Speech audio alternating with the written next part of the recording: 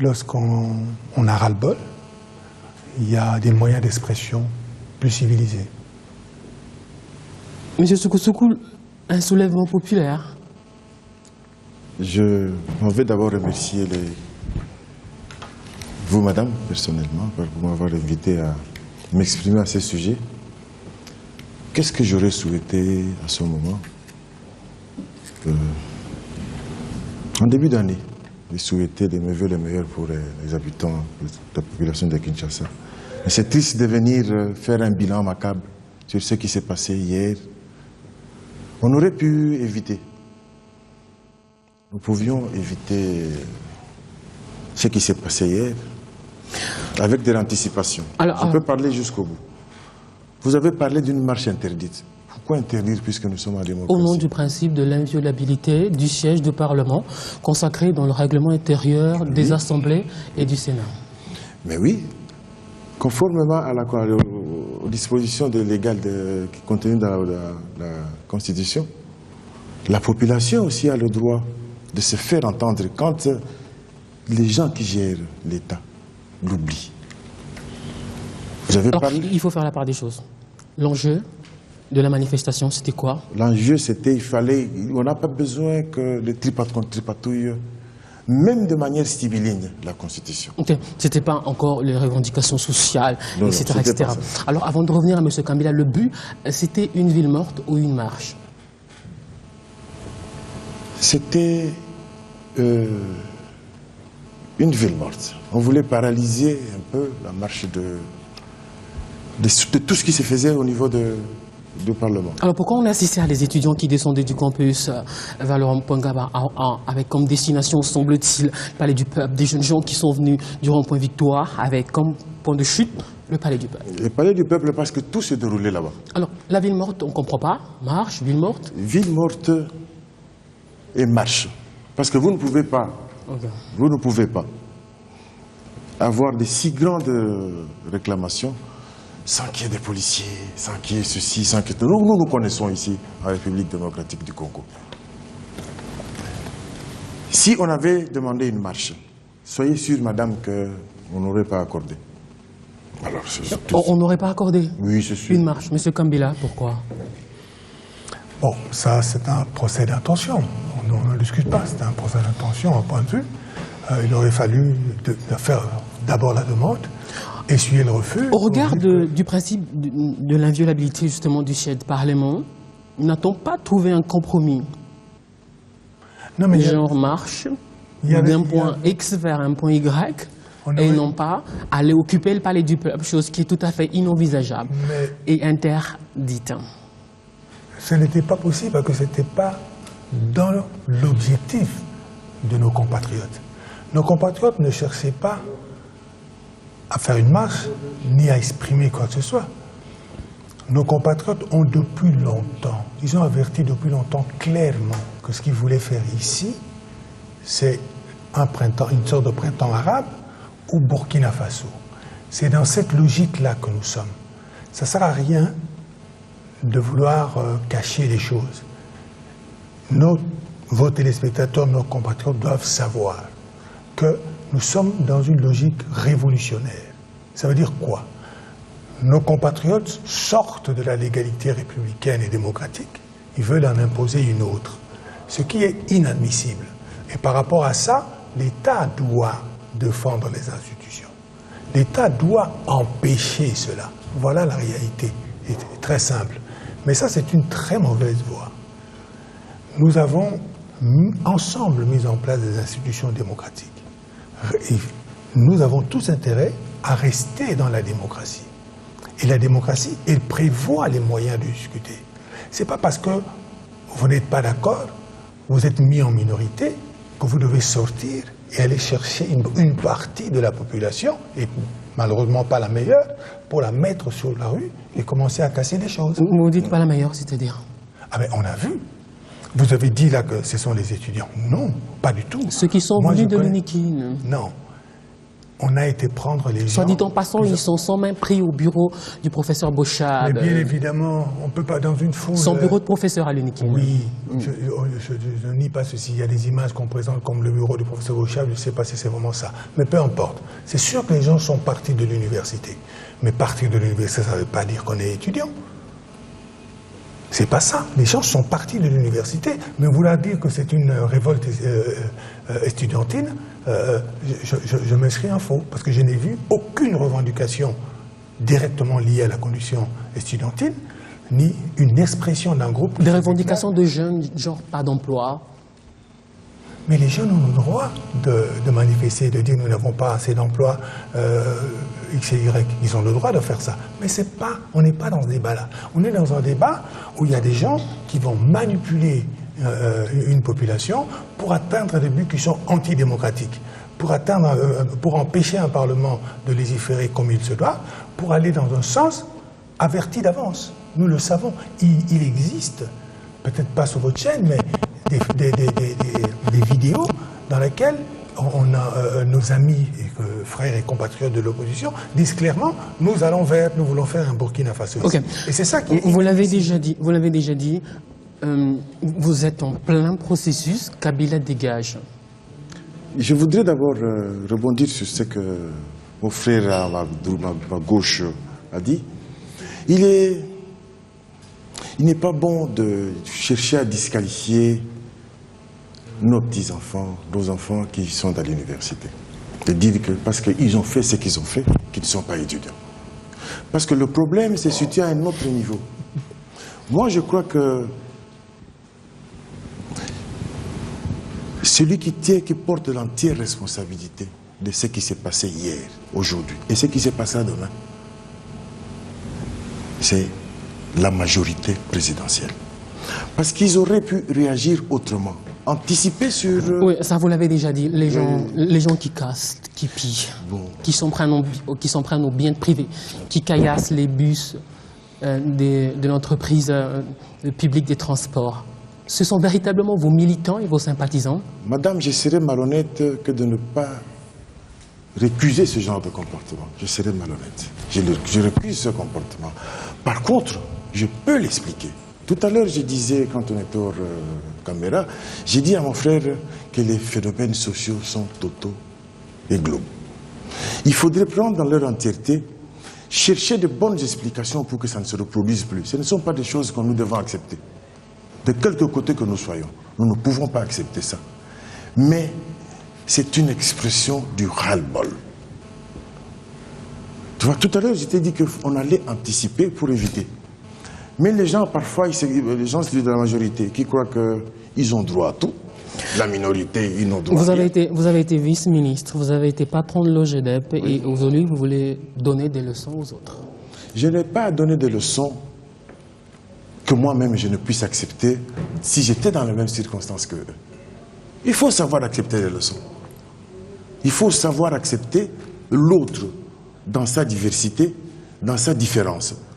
Et puis intégrer les raisonnements de l'autre dans son propre comportement. Nous ne sommes pas en guerre. Il n'y a pas la guerre entre la majorité et l'opposition. Nous devons tous bâtir cet État. Nous devons construire. C'est Marcel Pagnol qui a dit « Le feu brûle plus haut si chacun y apporte son morceau de bois. » Imaginons que vous étiez arrivé à investir, à occuper le Parlement. C'est juste une hypothèse. Quelle aurait été la suite? Première hypothèse, peut-être concert de casseroles, concert de sifflets pour empêcher les débats. On a vu que ça n'a pas fonctionné à l'Assemblée nationale. Ou deuxième hypothèse, vous cassez tout, vous tapez tout le monde et c'est Burkina Faso. C'est ça qui se serait passé? Si jamais vous étiez arrivé jusqu'au palais du peuple, siège du Parlement. Le problème, ce n'est pas casser. Le problème, c'est d'arriver à moduler la majorité pour que la majorité entende la voix de la population. On a cassé lundi, on a cassé mardi. Les casses font partie du côté négatif que nous récusons tous. Tout à l'heure, je vous ai dit que je ne pourrais pas l'accepter. Même si je l'explique. Le même sort serait arrivé au Palais du Peuple. On aurait pu éviter ça, madame. Parce que, figurez-vous, pour la petite histoire, il y a une loi, une proposition de loi, présentée par l'honorable Délice Sanga de l'Envol. Présentée... Oui, on va arriver. On va arriver à la pomme de discorde. Tout se lit, madame. Oui, on va arriver à la pomme de discorde. Tout se lit. Oui. On reste un tout petit peu sur les bilans. Alors, il y a eu des morts, M. Kambila. Comment expliquer qu'il y a eu des morts? 4 selon le porte-parole du gouvernement, 10 selon l'opposition, 15 selon la société civile. C'est regrettable et ça ne s'explique pas, ça ne doit pas s'expliquer. Les morts, il ne faut pas qu'on en arrive là. Et pour qu'on n'en arrive pas là, il faut déjà qu'on ait une démarche qui soit la bonne. La démarche est fausse, vous voyez. Juste pour prendre un petit exemple de la technique de nos amis de l'opposition. Je dis ici que vous en savez peut-être un peu plus. Comment en est-on arrivé à tirer à bout portant sur les manifestants? Bon, déjà qu'on est tiré à bout portant, la question se pose. Peut-être des balles perdues? Nous sommes... Non. 4 balles perdues, c'est quand même trop. Lorsqu'il y a des morts, une balle perdue, oui. Lorsqu'il y a un seul mort, il faut qu'il y ait une enquête sérieuse. Et nous ne pouvons nous fier qu'aux éléments que nous recevons de l'enquête sérieuse.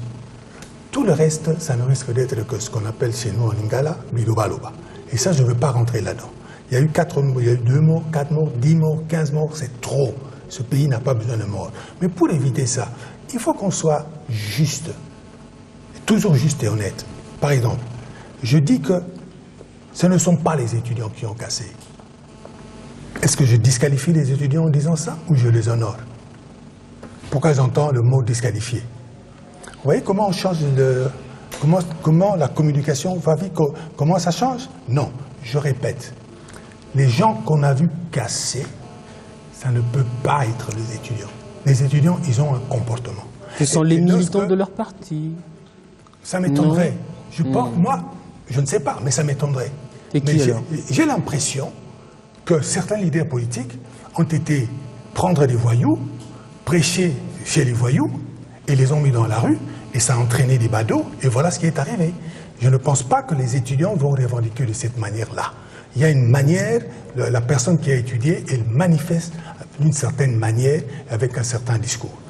Quel est le discours qui accompagne ces manifestations? Il n'y en a aucun. Regardez, comme tout le monde, j'ai vu des images. Il n'y a aucun discours, aucun, même slogan cohérent. Il n'y en a pas.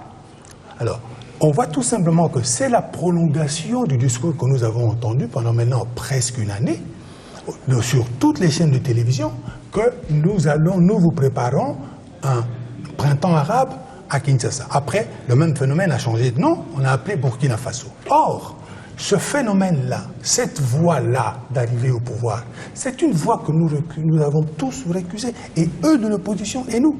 Nous avons choisi la voie de la démocratie. Restons sur cette voie-là, même si cette voie présente quelques difficultés. Mais il faut dialoguer, il faut discuter, parce qu'autrement, nous allons mettre le feu dans notre pays. Regardez ce qui s'est passé en Égypte. Jusqu'aujourd'hui, l'Égypte n'est pas debout après le printemps. La Tunisie, j'espère, parce qu'ils ont eu ils ont eu des élections plus ou moins potables. J'espère que ça va se lever. Mais le Congo, il a des réalités telles que, si vous rentrez dans ce genre de processus, nous allons créer des guerres civiles partout, avec l'immensité de ce pays. Personne n'a intérêt. L'intelligence dans ce pays, l'intelligence politique devrait être de passer par le dialogue, par la discussion, quelles que soient les difficultés. Justement, Étienne Tshisekedi, la semaine dernière, a fait une déclaration au cours de laquelle il se disait prêt à aller au dialogue, mais sous l'organisation de la communauté internationale. Gaston Didou, qui est dit président de l'opposition extra-parlementaire, l'a dit et répété de nouveau, l'UDPS, donc, qui n'était pas dans la logique des manifestations d'hier. L'UDPS n'était pas avec vous. C'est vrai. L'UDPS n'était pas avec nous pour une raison simple, qu'il faudra leur demander. Moi, je ne suis pas de l'UDPS, je suis de l'Envol, madame. Je voudrais faire remarquer à mon ami que je suis sûr qu'il a été étudiant ici ou ailleurs. Je suis très certain. Je ne sais pas le comportement qu'il reproche dans le chef des études. Venons-en aux revendications. S'il vous plaît, je voudrais d'abord, je vais y arriver. Il les a dédouanés pourtant. Je vais. Il les a dédouanés pourtant. Non. Pour lui, ce n'était pas des étudiants. Tout à l'heure, il a dit qu'il n'y avait pas de discours. Ça fait combien de temps que les gens demandent une seule chose? Une seule chose. Nous, à l'envol. Nous demandons qu'il y ait dialogue autour du cycle électoral. C'est depuis avril 2012 que nous demandons. C'est depuis cette... Vous étiez aux concertations nationales. Nous étions aux concertations nationales. Et vous attendiez l'une des plus importantes résolutions, notamment la mise en place d'un gouvernement de cohésion. Et vous avez quitté l'opposition républicaine qui est née des concertations nationales. Aujourd'hui, ça ne vous gêne pas de tenir ce discours? Pourquoi? Pourquoi, madame? Vous étiez prêt à entrer au gouvernement. L'envol était prêt à entrer au gouvernement. Vous n'y êtes pas aujourd'hui. L'envol était prêt à entrer au gouvernement. Frustré, vous tirez sur tout ce qui bouge. Que non, madame. Que non. Nous étions prêts à entrer au gouvernement de cohésion nationale dans la mesure où on avait respecté la démarche. Et quelque chose a flanché au niveau de la démarche. Parce que nous, après la concertation... C'est quoi le couac dans la démarche? La démarche, c'est quoi? En principe, il y a eu des recommandations aux concertations qui devaient être intégrées dans un programme d'action à présenter au Parlement. Et après l'écriture du Parlement, le président désigné, soit celui qui est là, Matata Ponyo, qui est un élément valable, ou quelqu'un d'autre. C'est cette démarche-là. Ça signifie que vous, au départ, vous dites que nous ne sommes pas d'accord avec le programme d'action d'un gouvernement, et ça vous amène aux concertations. Après les concertations, le même programme revient, avec la même personne, avec la même logique. Qu'est-ce que nous serions allés faire là-bas? Défendre le programme d'action du PPRD? Ce n'est un secret pour personne. Delis Sesanga a quitté l'opposition républicaine parce qu'il n'a pas été nommé ministre. Madame, vous lui avez posé cette question devant moi. Je vous rappelle sa réponse. Il vous a dit textuellement ceci, qu'il se réveille pas le matin en regardant dans un miroir. Non, c'était pas cette question. C'était pas cette question. Oui. C'était pas cette question. Mais vous pensez que tout ce qu'il a à faire, lui, Delis Sesanga, c'est d'aller au gouvernement? Non, je dis il peut être utile ailleurs. Pourquoi il est parti de l'opposition républicaine? Il est parti parce qu'il y a des problèmes de principe, que personne ne respecte les principes. Il a démissionné juste au lendemain de la publication du gouvernement. Non, madame. Et il a suspendu, il a suspendu sa proposition de loi le même jour où le gouvernement sortait. Madame... La journée, il a fait sa déclaration, le soir, le gouvernement était publié, et 4 jours après, il a retiré sa proposition de loi. Pour la petite histoire, madame. Ça fait des coïncidences... Non, pour la petite histoire, madame. Si vous devez lier sa présence au gouvernement à sa loi, moi, je pense que vous faites ce lien-là. Non, je ne fais pas ce lien-là. Comme vous ne faites pas ce lien-là, je vais vous rappeler quelque chose. Sa démission de l'opposition républicaine. Mais là, il a démissionné comme comme coordonnateur de l'opposition républicaine. À la sortie du gouvernement. Parce qu'il n'y était pas. Coïncidence de fait. Non, là, vous lui faites un procès d'intention, madame. Je ne suis pas d'accord avec vous. J'examine les faits. Si nous prenons les choses comme vous le faites là, non, les faits, il faut les placer dans leur contexte. Si vous les prenez comme ça, nous ne nous en sortons pas. Nous ne nous en sortons pas. Je crois, madame, que si nous ne venons pas parler de Delis Sesanga, entre parenthèses, les choses, le programme, les faits qui nous amènent à cette tribune... L'article 8 de la loi électorale. Oui. C'est depuis le 7 janvier. Les élections de 2016 qui sont liées à l'identification de la population. Madame, depuis le 7 janvier, Delis Sesanga tire la sonnette d'alarme pour dire « Attention, nous allons devant un mur ». Personne ne l'entend. Il suspend sa loi. Personne ne l'entend. Après, quand il retire sa loi, personne ne l'entend. Il va même loin. Il rédige une lettre à l'adresse de tous les députés pour leur dire « Attention mes frères, nous allons devant des murs. Mettons-nous ensemble. Cherchons un consensus en ce qui concerne le cycle électoral. C'est pour ça qu'il y a des problèmes aujourd'hui, parce que nous refusons de nous entendre les uns les autres. Monsieur Kambila, il n'y a pas de consensus autour du processus électoral, et c'est de là que vient cette crise. À ce jour, il n'y a pas de consensus sur le processus électoral, oui. À ce jour, personne n'a fermé la porte au dialogue, aux discussions, pour chercher ce consensus. Mais je reviens. Ils ont demandé la suspension de l'examen de la loi électorale, vous ne les avez pas écoutés? En échange de quoi? Ah bon. J'en sais rien. C'est ça le problème. C'est ça le problème. Parce que vous ne pouvez pas dire à la fois, vous ne pouvez pas dire à la fois, ne touchez pas, ne faites pas, n'adoptez pas cette loi, revenez à la loi sur laquelle nous n'avons fait que taper pendant X années. Pendant de nombreuses années, on nous a dit que cette loi n'avait pas ça, n'était pas ci, n'était pas ça, n'était pas ça, qu'elle n'était pas bonne. Et qu'en plus, il fallait qu'il y ait des recensements. Tout le monde le sait, tout le monde l'a entendu, tellement ils l'ont crié sur tous les toits. Bon, maintenant, ils vous disent, enlevez cette loi, mais en échange de quoi? Puisqu'on n'est pas d'accord avec... Ok, s'il n'y a pas cette loi électorale, quelle est l'alternative? Madame, ça ne sert à rien de nous taper les têtes contre le mur, ce n'est pas cohérent. Et ce n'est irresponsable de notre part. Nous devons prendre le problème à bras le corps. Oui, l'alternative, c'est pas. L'alternative par rapport à quoi? Parce que M. Gambi la demande.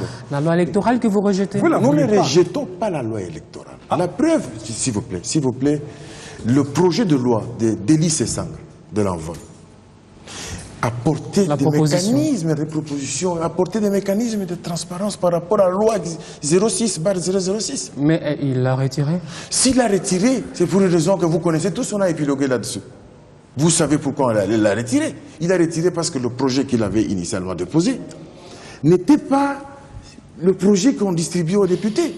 Il a été tripatouillé. Il a été tripatouillé, Madame Lune portait... Moi, je ne conseillerais pas mon président Élie Sesanga de présenter, de prendre la responsabilité. Que faire si jamais on retire la loi électorale? Personne ne demande de retirer la loi. Nous demandons de garder la loi actuellement, la loi 06. Mais d'y apporter les mécanismes de transparence. C'est tout ce qu'on demande depuis 2012. Lesquels? Par exemple, je vous donne un cas, bon, je ne l'ai pas amené, tu avais pris de cours. Il y a, en ce qui concerne la cartographie, les mêmes faits produisent les mêmes dégâts.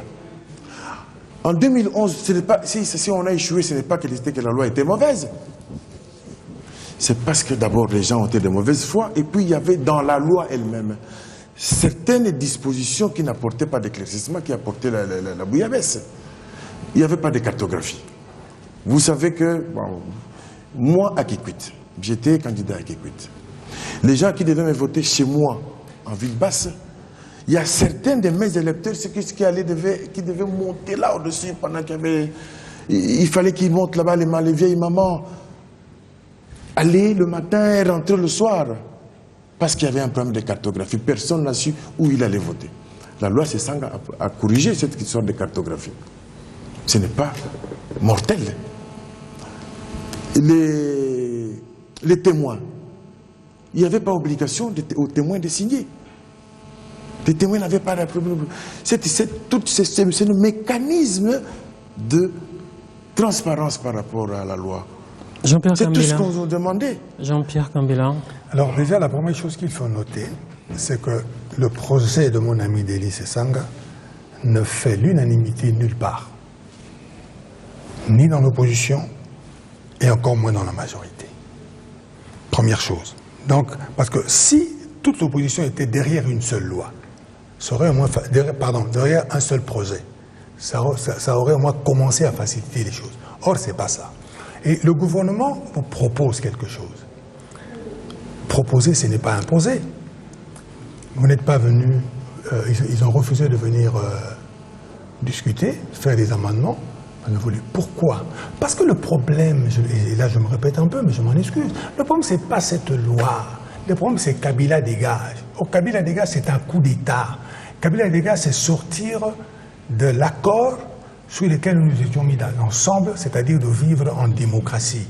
C'est ça l'appel que je lance à mes amis, non seulement de l'envol, mais de l'ensemble de l'opposition. Quittez cette voie-là.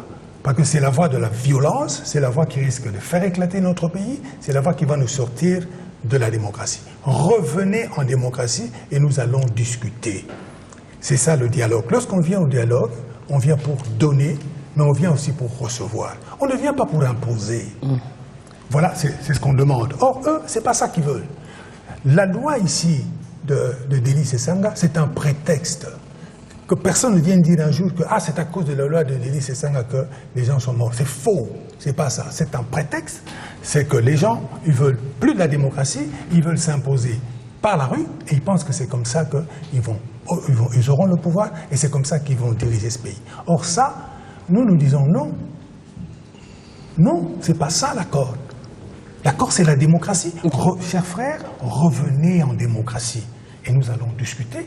Je suis convaincu que nous nous mettrons ensemble d'accord sur un chemin de dialogue, sur un chemin de compromis, afin que notre pays retrouve la paix, et ceci le plus rapidement possible.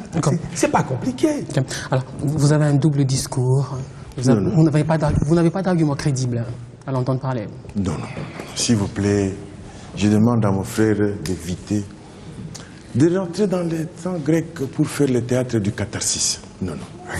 S'il vous plaît, mon très cher frère, j'ai une très bonne... J'ai une haute opinion de vous. Je vous écoute. Quand vous dites que Délice Essanga a amené une proposition de loi... Qui est juste un prétexte. Juste un prétexte pour que Kabila quitte. S'il vous plaît. Mais pas lui. S'il vous plaît, nous à l'envol, voilà notre position. Kabila est président de la République. Il a été élu pour 5 ans. Kabila est président de la République. Moi, je suis d'accord qu'il reste juste pour 5 ans. Lisons les textes. Vous nous rabâchez les oreilles avec la démocratie, monsieur. S'il vous plaît, la démocratie, c'est d'abord le respect des textes. Si nous nous battons aujourd'hui, si nous jetons notre peuple en pâture aujourd'hui, c'est parce qu'il n'y a pas de respect de texte. Nous ne savons pas respecter nos textes. Je ne vois pas, je n'ai pas lu un seul mot dans le projet de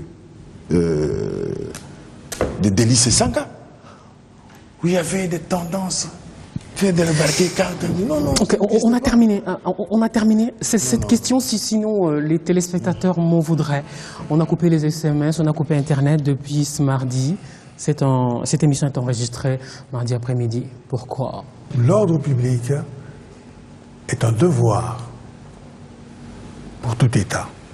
Mais ceci dit, parce qu'il semble qu'il y ait une petite confusion, je ne dis pas que Délice Essanga s'est enfermé dans sa chambre pour concocter une projet. Non, on est encore aux SMS et à Internet. J'ai répondu. L'ordre public est un impératif, j'allais dire, principal. Lorsque l'ordre public est remis en cause, on doit tout faire pour que